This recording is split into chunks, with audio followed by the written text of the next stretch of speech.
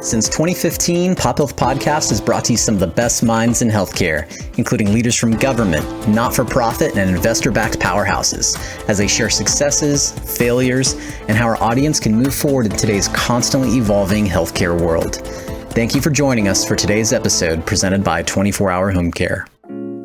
Hello, everyone, and welcome to another episode of Pop Health Podcast. I'm Gavin Ward, host of Pop Health Podcast. In today's episode, I had the opportunity to sit down with Andy Imparato, who serves as the Executive Director for Disability Rights California, which is an organization that, candidly, I didn't know much about until I met Andy recently at a conference in the Inland Empire.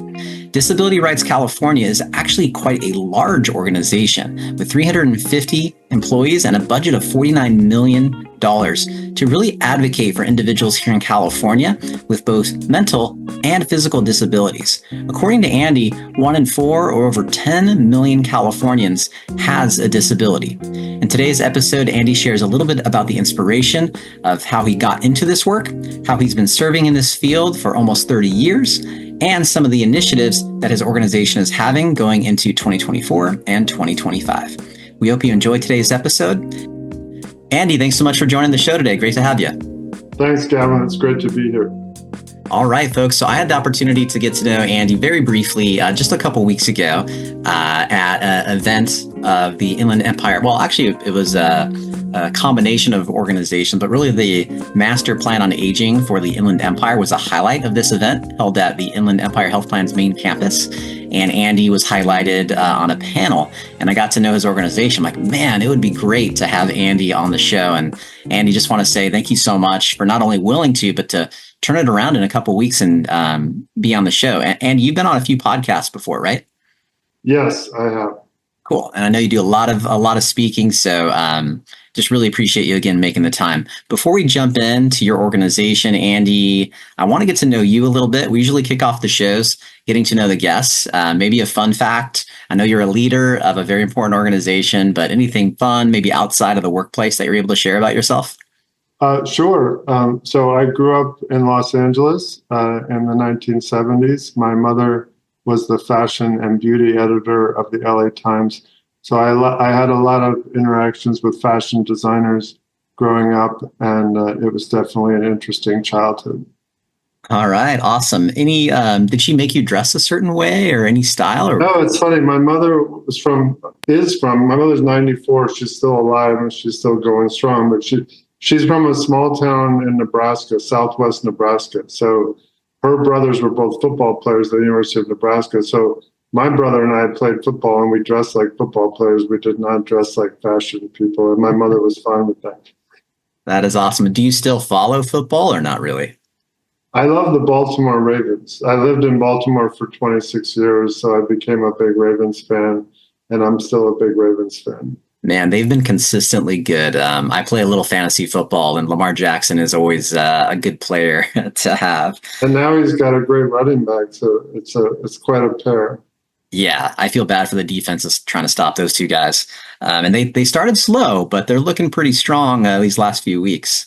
Definitely. So that's great. Have you ever been to the stadium, been to games? I have. Yeah, just one game. It's pretty expensive to go to an NFL game, but I wanted to go to at least one, so I did. We had kind of nosebleed seats, but it was really fun. Yeah. Are you in NorCal in the Sacramento area? Is that your home base? Yeah, so our organization, Disability Rights California, is statewide, but we have kind of a headquarters in Sacramento, and that's where I am. Okay, so I was thinking if the Ravens ever come to San Francisco, you save up. I know that's a pricey, game to go to, but would you ever make the trek and try to catch them? I never say never. My brother is a huge 49ers fan from childhood, so if the Ravens play the 49ers, it'd be fun to go with my brother. Yeah, that's great. Cool. So you've been on both coasts. Tell us a little bit about your background. You've mentioned, you've lived in a few different spots where your mom and all of that. But can you give us a little bit about your upbringing and ultimately walk us through how you ultimately got into policy or advocacy? Sure. So, I grew up in Southern California. I went to college in Connecticut and studied Italian Renaissance culture undergrad. So as I was finishing my undergrad, I was trying to figure out what I was going to do, and I decided to apply to law school because I couldn't really figure out what else to do, and it seemed like something that I could do. So I didn't have a lot of direction when I started law school. And like in the first couple of weeks of law school, I was surrounded by all these people who wanted to change the world. And they made me feel like they were going to change the world, and I was inspired by them. So I kind of went from being apolitical to being very political very quickly in law school. And I knew I wanted to do public interest or public service. And I ended up applying for a fellowship to work at the Disability Law Center in Boston. And that's how I got started in my career. The Disability Law Center is the federally funded protection and advocacy agency for people with disabilities in Massachusetts. And where I work now is the federally funded protection and advocacy agency in California. And in between, I ended up doing a lot of work in Washington, D.C. I was the disability policy director for Senator Tom Harkin when he was the chair of the U.S. Senate Committee on Health, Education, Labor, and Pensions. And he was passionate about disability because his brother, Frank Harkin, was deaf. So he grew up with a deaf brother, and it kind of inspired him to be a champion when he got elected to the House and then to the Senate. I have bipolar disorder, which kicked in for me during my last semester of law school. So after I was working in the disability field for about a year, I realized, okay, I have this thing to navigate personally, and I have something I can do with it professionally. So I felt like I was doing the work that I was put on the planet to do, and I still feel that way. The disability movement has been my professional home pretty much for my whole career, and I kind of move in and out of government. But I like doing policy work. I like doing advocacy. I don't do individual client representation. My organization does. We have lots of lawyers that represent clients, but I'm more of a policy one. Okay, awesome. So that's a great story, and appreciate your candor about your own experience as well. So you spent a lot of time on the East Coast. You're now leading Disability Rights California. Walk us through how you ended up with Disability Rights California. Yeah, so it's interesting. I have two boys. They both grew up in Baltimore. And one of them decided he wanted to be a writer producer, so moved to Los Angeles after college. And then the younger one decided that he wanted to go to Pomona College undergrad. So they were both in California when my wife and I decided to move. And part of it was we didn't want to be so far away from them. And part of it was we were both at a point in our lives where we thought it was kind of fun to have a new adventure. And I went to law school at Stanford, so we lived together when I was in law school, and we had a positive experience with Northern California when I was in law school. So we thought it might be fun to come back. And the Disability Rights California job is a unique job in the disability space. It's a $49 million budget, 350 staff, over 100 lawyers. So we're very large for an organization that does advocacy and doesn't do kind of direct care work, supporting people to get out of bed and that kind of stuff. We are the biggest disability advocacy organization in the United States that I'm aware of, and we're probably one of the biggest disability advocacy organizations in the world. So for me, it was exciting to kind of have that challenge at this stage in my career. Yeah, that is awesome. I shared with you before we started recording or starting the show here. I had not heard of your organization before. I'm in California. I work with the Medi-Cal population and a little bit on the regional center side during my day job. And my boss on my day job knew about you guys, but I didn't. So that just shows some people know about you. But if you're not an advocate yourself, folks like me who are in the industry, but I was amazed at how big you guys were with your budget, the size of your staff. So your budget, if you mind me asking, is any of that like government money? Is it all grants, donations? So we're the federally designated protection and advocacy agency for people with disabilities, which means we get a federal formula grant every year that's proportional to the size of our state. Okay. So about 40% of our budget is federal. Okay. About 40% of our budget is state contracts. We have a big contract with the State Department of Developmental Services and the Department of State Hospitals, where we do individual advocacy for people who are served by those two agencies. And then most of the rest of our budget is from the state bar. And it's basically free legal services for poor people. Things like if you're a lawyer and you're involved in litigation, you create sometimes a trust account, and then however the litigation gets resolved, the money gets dispersed. The money in the trust earns interest. That interest is given to legal services programs across the state. So we get a significant funding stream, and it goes up and down depending on interest rates, but we have a significant funding stream from that. It's called IOLTA, Interest on Lawyers' Trust Accounts. So it's mostly public money, and the state bar money often is in response to something that the state legislature asked the state bar to do. What we're trying to do now is diversify and have more private sector funding. And your point about not knowing who we are, I would say part of the reason people don't know about us is we've underinvested in communications. For an organization our size, we have a tiny communications shop, and I'd say we're still kind of on the front end of developing a robust, modern approach to communications, and we have a strategic goal around that. So it's something that I'm hoping will improve over time, and obviously me doing podcasts is part of that strategy. Yeah, I was going to say, well, hopefully this will play just a small role. We're not mass media or anything, but yeah, we got a lot of folks on the show involved with the community that serves the disabled or individuals who are experiencing disabilities. Yeah, hopefully this will help as well. So Disability Rights California, we know about budget, we know about size. You mentioned you're part of, what was the phrase, the federally, can you say it one more time? So it's a protection and advocacy agency. It's kind of interesting, the history of our network. So our network was created in the late 70s.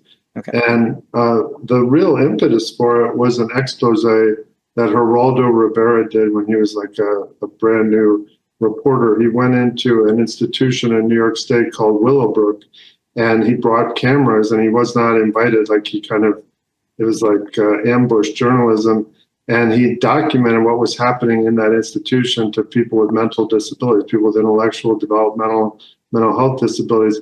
And it was really, really horrible how they were being treated.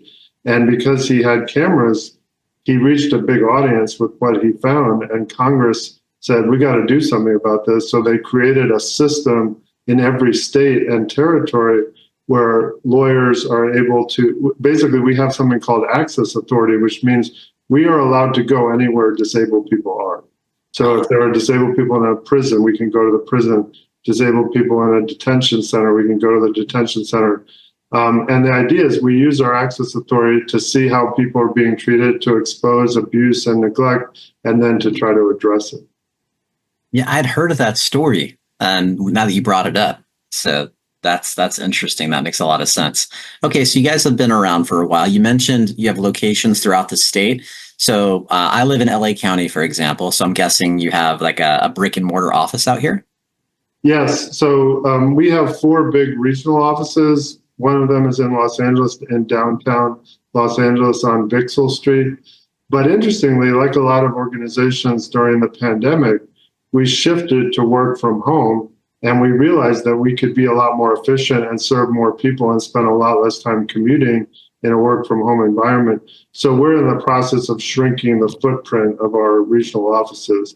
I think we'll always have some on the ground presence, and some of our state contracts require us to be on site at state hospitals, for example, for people who live in the state hospitals, or to be close to a regional center that's serving people with intellectual and developmental disabilities. But we're trying to be really thoughtful about when do we use an office, how do we use an office, and are we being efficient, and are we being equitable? Because one of the problems with over-relying on an office is the people who can get to your office are first in line for services. Yeah. And we serve a state where there are a lot of people are so far from any of our offices that's going to create an equity barrier for them.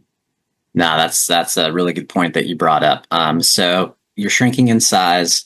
Let's talk about, you talked about the history, how long you guys have been around. Can you tell us maybe some milestones or historical results that DRC or Disability Rights California has had over the years, maybe even before your time?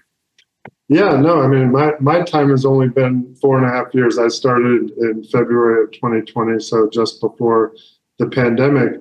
I think we have been kind of a force in the policy arena, and we have done a lot of kind of systemic litigation to try to improve services for people with disabilities, improve access for people with disabilities. And, some of that work is working with the state legislature. Some of it is working with the executive branch of the state government. Some of it is working with the courts. And one thing that we're trying to do more of now is also working with our congressional delegation. California has the biggest congressional delegation. I spent 26 years in Washington, D.C., and I feel like we've under-leveraged our congressional delegation. So we're trying to also promote progressive disability policies at the federal level. Just some recent accomplishments. Our state is one of the states in the country that has said it's illegal to pay disabled people less than minimum wage. There's an old federal law that has said, it's called Section 14C of the Fair Labor Standards Act, that has said for years, for decades, that it's okay to pay people with disabilities less than minimum wage if their productivity justifies a lower wage. And we think that that's an anachronism. It goes back to when people were paid based on how many widgets they produced, and most workplaces are not like that anymore. So, and we think it's a violation of people's civil rights to pay them less than minimum wage. There's a reason we have a federal minimum wage. So we were excited to be able to get rid of subminimum wage in California. That just happened a few years ago. We also have been, if you think about all the challenges that we had during the pandemic, we were successful in advocating for people with disabilities to have early access to vaccines. And we were also successful in convincing the state to not deny access to ventilators to people with disabilities and old people based on the concept that, well, they're not going to live that long after being on the ventilator, so we're going to prioritize young, healthy people.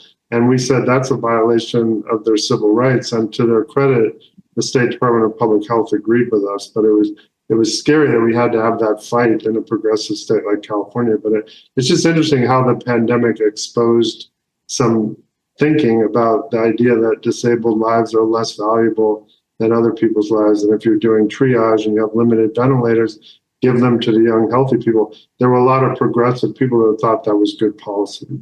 Wow. Yeah, that I had heard about that, but that was in the news, during the pandemic. So thank you for reminding us about that, or teaching those of us who may not have known. The sub-minimum wage thing, I was completely unaware of that. But I don't know if this is related. A quick side note. When I was 17 and I worked my first job, I got paid under minimum wage for a certain period of time, but I didn't have a disability. Do you know if the sub-minimum wage? There's been a sub-minimum wage provision for internships and for like student internships. Yes. And again, I would argue that's also bad policy, but I think that was not based on having low expectations for what's possible for students to do in the workplace. It was based on the idea that, well, they've never had a job, so we're going to give them some skills and we're going to pay them less while they're developing their skills. But again, I think most people would say if somebody is doing a job and that it's worth having the job, then you should pay them at least the federal minimum wage, which generally doesn't go up at pace with inflation. So the actual wage of a federal minimum wage is a lot less today than it was 20 years ago. Yeah, no, that's true. Do you know if there's any rules today in California that still allow for any type of under minimum wage payment? Is there any carve out that you're aware of? Sounds like you guys have resolved those issues. I'm not aware of a carve out for that. That's great. I tell that story a lot to some of my friends and family. Like, yeah, when I was 17, $4 an hour, minimum wage was $4.75. But there are disabled people to this day in other states that are making like 4 cents an hour. I mean, you wouldn't believe how low some of these wages are. Dang, man. Wow. Do you ever get called? I mean, I guess, well, you're California specific, so I won't talk about other states today. Cool. So you've talked about some of your milestones and achievements. Can you tell us what you're working on as we head into the end of 2024 and 2025? Any initiatives, any things you're hoping to accomplish? Yeah, I mean, it's interesting. I think the most important thing that we can do at Disability Rights California is help California be the best state in the country for disabled people. So if it's our education system, we want to have the best education system. If it's our transportation system, if it's our housing, you name it, our healthcare system, long-term services and supports. We want disabled people in California to have the best outcomes, the highest labor force participation rates, the highest home ownership rates, the highest high school graduation rates. And right now, we're in the bottom half of the country at most of those outcomes. And I feel like our state is in denial about that. We brag about the fact that we have this robust Medicaid program and we're progressive and we have in-home supportive services. We have the Lanterman Act for people with developmental disabilities. We have the Mental Health Services Act for people with mental health disabilities. And so what we're trying to do is focus the state on what are the outcomes that all these things are producing and how can we get better outcomes and how do we compare with other states. So later this month, we're going to be releasing a state of the state, which is our analysis of how our state is doing and some key indicators that matter for folks with disabilities. And our goal is to then release that every year so we can show the media, show the state legislature, show other stakeholders how we're doing and how we compare to other states. And we're doing it not just as Disability Rights California, but as part of a broader coalition that we've created just this year called the California Disability Leadership Alliance. And it's a group of organizations that are led by disabled people across many different categories of disability, because we think it's important that the state legislature and the media actually talk to disabled people when they're trying to learn kind of what's working, what's not working, and how can we do better. That makes a lot of sense. So the state of the state, what's the time you said, end of this month, end of October? Yeah, our hope is to release it in the next 2 weeks. So it may come out right around the time of this podcast, and I'll keep you posted in terms of the timing. Yeah, please do. So folks, we are recording mid-October in this episode of 2024, and this episode will come out. The goal will be the final Tuesday of the month. So Andy, if folks are listening or watching and want to see the results of the State of the State report, how do they find it? How do they seek it out? The easiest way is our website, which is just disabilityrightsca.org. And we will definitely post it on our website. We'll have it on our social media. But I think the fastest and easiest way to get it will be our website. Okay. Awesome.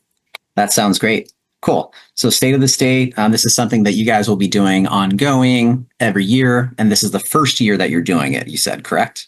Correct. And we're also launching this coalition alongside of it. I guess what I'm observing after 4.5 years in Sacramento, I remember my first week in the job, I asked my policy director, who does Governor Newsom listen to on disability issues? And he said, Mayor Steinberg. And I said, what do you mean? And he said, well, Darrell Steinberg, when he was in the state legislature, he was a real force on mental health. And he's become kind of a go-to advisor for the governor on mental health, which is the disability issue that the governor cares the most about, in part because he's so focused on the unhoused population, and he sees a strong connection between the unhoused population and mental health policy. So for me, that was a sign that instead of the governor going to authentic leaders with lived experience with disabilities, the governor is going to a very accomplished politician. And I feel like that's a very indirect way to hear from the community what we want from the governor. So that ultimately is what we're trying to change. We also launched a disability caucus within the state legislature this year. And again, we're trying to get a group of legislators who are committed to listening to disabled people and working closely with us to try to develop policies that ultimately are going to benefit our community. Got it. Well, hey, man, thanks for all these updates. So when we use the word disability or disabled, is there like a simple definition, or like how would you or your organization? Yeah, so for 11 years, I was the head of the American Association of People with Disabilities, which was a national organization based in Washington. And we got that question all the time, like, how do you guys define disability?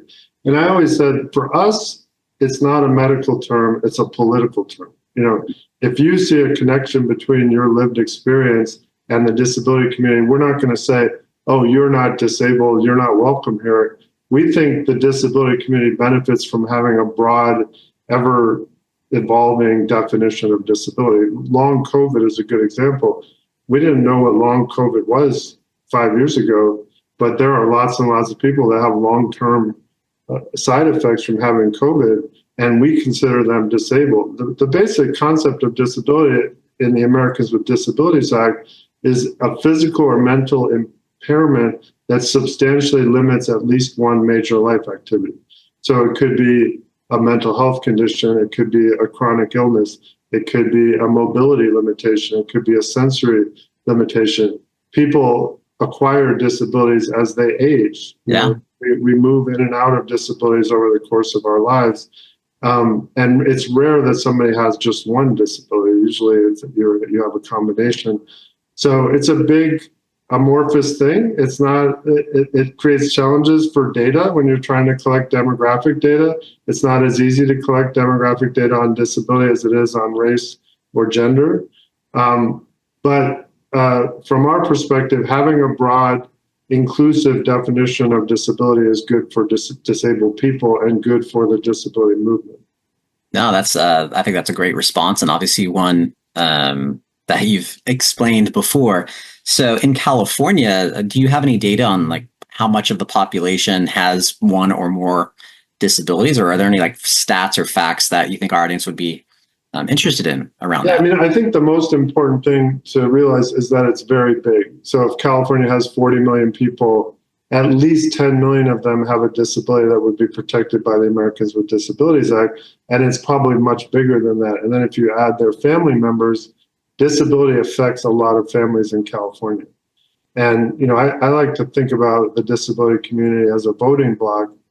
You know, there are a lot of voters who, because their own experience with a disability or their experience as a family member or loved one, care a lot about what the politicians are going to do to support individuals and families who are navigating the world of disability.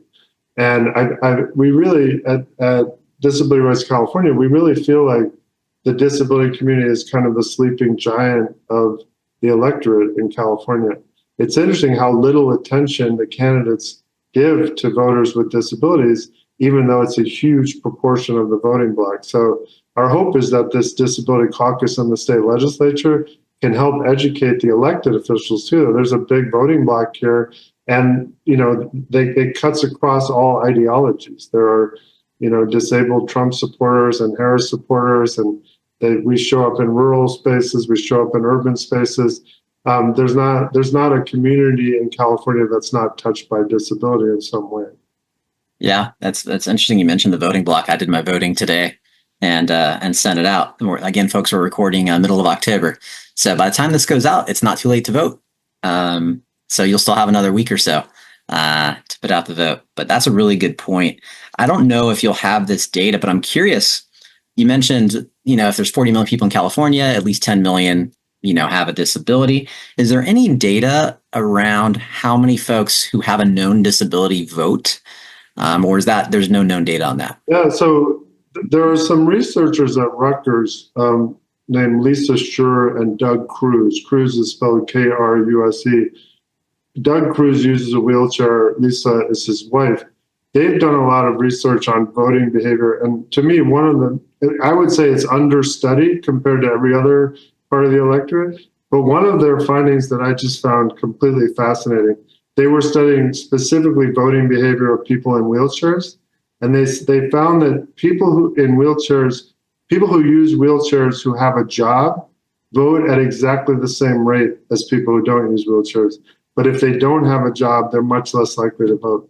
And I thought that was really interesting, because if you think about, okay, well, if you have a job, you know how to navigate the transportation system, you're used to getting out of your home, you're used to interacting with the public, and you're kind of in the economic mainstream. And if you don't have a job, you tend to be more isolated. So when it comes time to vote, I guess some people just aren't as motivated or can't figure out the best way to vote. California makes it easier for people to vote than a lot of states with the mail-in ballots. But I thought that was a fascinating statistic, because for me, it was an indicator both that we need to work harder to get people who aren't in the labor force to still understand the importance of voting, but also try to get more people into the labor force. Yeah, all really good points. I did not anticipate talking about voting today, but yeah, I mean, you brought it up and it makes a ton of sense.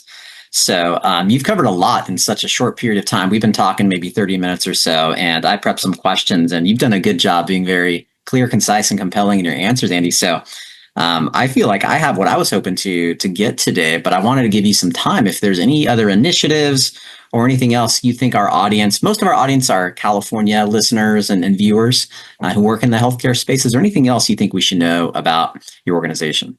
Well, one of the hats that I wear, I'm the chair of the Centene National Disability Advisory Council. So Centene is a big Medicaid managed care company based in St. Louis. In California, the Centene affiliate is HealthNet. They have some other affiliates, but HealthNet is the big one. And, I think what I've learned a lot. I've been on that advisory council now for about 8 years.